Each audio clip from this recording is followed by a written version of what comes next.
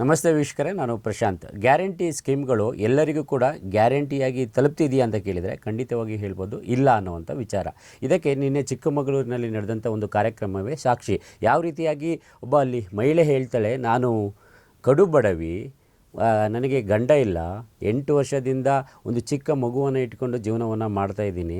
ಗ್ಯಾರಂಟಿಯ Gruhalakshmi scheme ಏನಿದೆ ಅದಕ್ಕೆ apply ಮಾಡಿದ್ದೀನಿ, ಆದರೆ ನಿಮಗೆ ಟ್ಯಾಕ್ಸ್ ಪೇಯರ್ ಅಂಥೇಳಿ ಅಂಥೇಳಿ ಬರುತ್ತೆ ಅನ್ನುವಂಥ ವಿಚಾರವನ್ನು ಅಧಿಕಾರಿಗಳು ಹೇಳ್ತಾ ಇದ್ದಾರೆ ಅಂತ ಹೇಳ್ಕೊಂಡು ಅವಳು 2-3 ವರ್ಷದಿಂದಲೂ ಕೂಡ ಯಾವಾಗ ಗ್ಯಾರಂಟಿ ಸ್ಕೀಮ್ ಶುರುವಾಯಿತು ಅವತ್ತಿನಿಂದಲೂ ಕೂಡ ಕಚೇರಿಗೆ ಅಲಿತಿದ್ದೇನೆ, ಎಲ್ಲರನ್ನೂ ಕೂಡ ಭೇಟಿಯಾಗಿದ್ದೀನಿ ಅನ್ನೋಂಥ ವಿಚಾರವನ್ನು ಹೇಳ್ತಾರೆ. ಅಂಥವರಿಗೆ ಟ್ಯಾಕ್ಸ್ ಪೇಯರ್ ಅಂತ ಬರುತ್ತೆ ಅಂತ ಹೇಳಿದರೆ ಅದನ್ನು ಆ ವಿಚಾರವನ್ನು ಸಂಬಂಧಪಟ್ಟ ಅಧಿಕಾರಿಗಳಿಗೆ ಆ ಮಹಿಳೆ ಹೇಳ್ತಾರೆ ಅಂತ ಹೇಳಿದರೆ ಅದಕ್ಕೆ ಯಾರು ಉಪ್ಪು ಹಾಕಲ್ಲ ಸೊಪ್ಪು ಹಾಕಲ್ಲ ಅಂತ ಹೇಳಿದರೆ ಯಾವ ರೀತಿಯಾಗಿ ಈ ಯೋಜನೆಗಳನ್ನು ಜನರಿಗೆ ತಲುಪಿಸಬೇಕು ಅನ್ನೋಂಥ ಮನಸ್ಥಿತಿ ಈ ಸರ್ಕಾರಕ್ಕೆ ಹಾಗೆ ಇಲ್ಲಿರುವಂತಹ ಜನಪ್ರತಿನಿಧಿಗಳಿಗೆ ಅದರ ಜೊತೆಗೆ ಅಧಿಕಾರಿಗಳಿಗೆ ಇದೆ ಅನ್ನೋದನ್ನ ನಾವೆಲ್ಲರೂ ಕೂಡ ಅರ್ಥ ಮಾಡ್ಕೊಳ್ಬೇಕಾಗಿದೆ. ಯಾಕಂತ ಹೇಳಿದರೆ ಇದನ್ನು ಸ್ವತಃ ಗ್ಯಾರಂಟಿಯ ರಾಜ್ಯ ಏನೋದು ಅಧ್ಯಕ್ಷರಿದ್ದಾರೆ HM ರೇವಣ್ಣವರ ಎದುರುಗಡೆನೇ ಆ ಮಹಿಳೆ ಹೇಳ್ತಾರೆ. ಆ ಮಹಿಳೆಯ ಮಾತನ್ನು ತಡೆಯುವಂಥ ಪ್ರಯತ್ನ ಕೂಡ ನಡೆಯುತ್ತೆ. ಆದರೂ ಕೂಡ ಆ ಮಹಿಳೆ ಯಾಕಂತ ಹೇಳಿದರೆ ಆ ಮಹಿಳೆ ಆ ಒಂದು ಸಂಕಟವನ್ನು ಅನುಭವಿಸ್ತಾ ಇರ್ತಾಳೆ.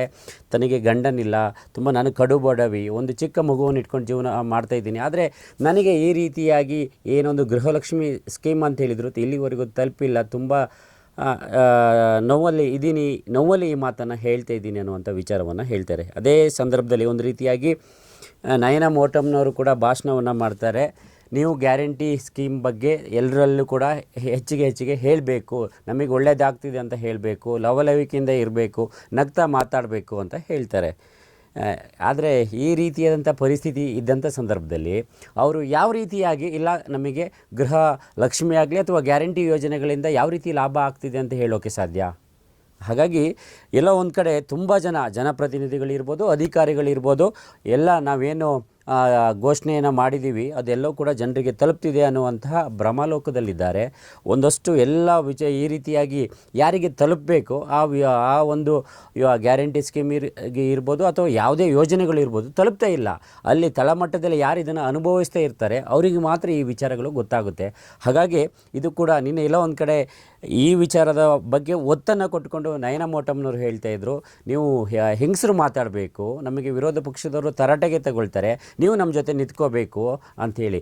ಈ ರೀತಿ ಪರಿಸ್ಥಿತಿ ಇದೆ ಅಂತ ಹೇಳಿದರೆ ಯಾವ ರೀತಿಯಾಗಿ ಯಾವ ಮಹಿಳೆಯರಾದರೂ ಕೂಡ ಬಂದು ನಿಂತ್ಕೊಳ್ಳೋಕ್ಕೆ ಸಾಧ್ಯ ಅನ್ನುವಂಥದ್ದನ್ನ ಎಲ್ಲರೂ ಕೂಡ ಯೋಚನೆ ಮಾಡಬೇಕಾಗಿದೆ. ಹಾಗಾಗಿ ಒಂದು ರೀತಿಯಾಗಿ ನಿನ್ನೆ ಅವರ ಮಾತೇನಿತ್ತು ಒಂದು ರೀತಿ ಹಾಸ್ಯಾಸ್ಪದ ಅಂತ ಅನ್ನಿಸ್ತಿತ್ತು.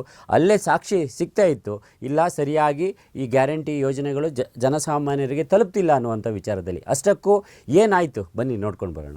ಈ ಹೆಣ್ಣುಮಕ್ಕಳು ಲವಲವಿಕೆಯಿಂದ ಇದ್ಬಿಟ್ಟು ನಮಗೆ ಗ್ಯಾರಂಟಿಯಿಂದ ತೃಪ್ತಿ ಸಿಗ್ತಾ ಇದೆ ಅಂತ ನಮಗೆ ಹೇಳಿಬಿಟ್ರೆ ಸಾಕು, ಅಷ್ಟೇ.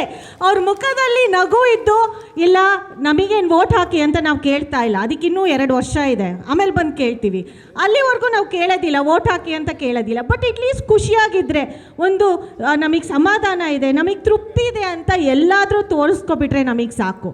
ನೀವು ಸರ್ಕಾರಕ್ಕೆ ಬೈಕೊಳ್ಳಿ, ಬೇರೆ ವಿಚಾರದಲ್ಲಿ ಬೈಕೊಳ್ಳಿ, ಆದರೆ ಈ 5 ಗ್ಯಾರಂಟಿಗಳಿಗೆ ನಮ್ಮನ್ನು ವಿರೋಧ ಪಕ್ಷಗಳನ್ನ ನಾವು ಏನು ಎದುರಿಸಬೇಕು ಈ ವಿಚಾರಕ್ಕೋಸ್ಕರ, ಅದಕ್ಕೆ ನೀವು ನಿಮ್ಮ ನಗು ಮುಖ ಇದ್ಬಿಟ್ಟು ನೀವು ಏನು ನೀವು ಬಸ್ಗಳಲ್ಲಿ ಜಗಳ ಮಾಡೋದು ಬಿಟ್ಬಿಟ್ಟು ವಿರೋಧ ಪಕ್ಷದಲ್ಲಿ ಅವ್ರ ಜೊತೆ ಇದಕ್ಕೆ ಜಗಳ ಮಾಡಿಕೊಟ್ರೆ ಸಾಕು, ನಮಗೆ ಅಷ್ಟೇ.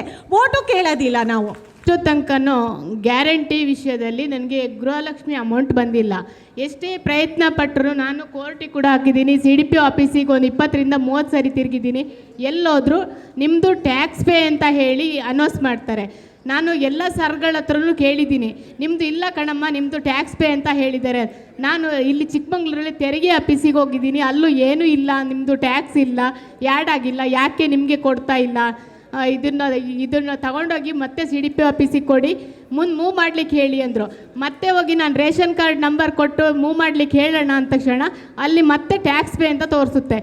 ಫುಡ್ ಇನ್ಸ್ಪೆಕ್ಟರ್ ಹತ್ರ ಹೋಗಿ ಸರ್ ಹೀಗಾಗಿದೆ, ಇದ್ರ ಮುಂದೆ ಏನು ಮಾಡೋದು, ನನಗೆ ಸಜೆಷನ್ ಕೊಡಿ ಅಂತ ಕೇಳಿದಾಗ ಅವ್ರು ಯಾರ ಹತ್ರನ ಒಂದು ಟ್ಯಾಕ್ಸ್ ಆಫೀಸರ್ ಹತ್ರ ಇದು ನಂದು ಪಾನ್ ಕಾರ್ಡ್ ಕಳಿಸಿ ಚೆಕ್ ಮಾಡಿಸಿದ್ರು. ಅಲ್ಲೂ ಕೂಡ ಏನೂ ಇಲ್ಲ ನಿಮ್ಮದು ಅಂತ ಹೇಳಿ ನನಗೆ ಪ್ರೂಫ್ ಕೊಟ್ಟಿದ್ದಾರೆ. ನಿಮಿಷ ನನಗೆ ಕಡು ಬಡವಿ, ಬೇರೆ ಮನೆಯವರಿಲ್ಲ, 8 ವರ್ಷ ಆಯಿತು, ಒಂದು ಮಗುನ ಸಾಕ್ಕೊಂಡಿದ್ದೀನಿ. ಕಡು ಬಡವಿ ಅಂದರೆ ಚಿಕ್ಕದೊಂದು ಗುಡಿಸಲಲ್ಲಿದ್ದೀನಿ. ನನ್ನಂಥ ಬಡಪಾಯಿಗೆ ಅನ್ಯಾಯ ಆಗ್ತಿದೆ. ಇದನ್ನು ಸರಿಪಡಿಸ್ಕೊಡ್ಬೇಕಾಗಿ ನಿಮ್ಮೆಲ್ಲರಲ್ಲಿ ಮನವಿ. ನೀವು ಸಣ್ಣ ಆಗ್ಬೇಕಲ್ವಾ, ಅದು ಒಂದು ಉತ್ತಮ ಆಹಾರದಿಂದ ಸಣ್ಣ ಆಗ್ಬೇಕಲ್ವಾ. ಪ್ರತಿದಿನ ನಮ್ಮ ಜೀನಿ ಸ್ಲಿಮ್ ನ ಯೂಸ್ ಮಾಡಿ ಯಾವುದೇ ಸೈಡ್ ಎಫೆಕ್ಟ್ ಇಲ್ದಂಗೆ ನೀವು ಸಣ್ಣ ಆಗ್ತೀರಾ. ಇದು ಪಬ್ಲಿಕ್ ಇಂಪ್ಯಾಕ್ಟ್, ಜನಶಕ್ತಿಯೇ ನಿರ್ಣಾಯಕ.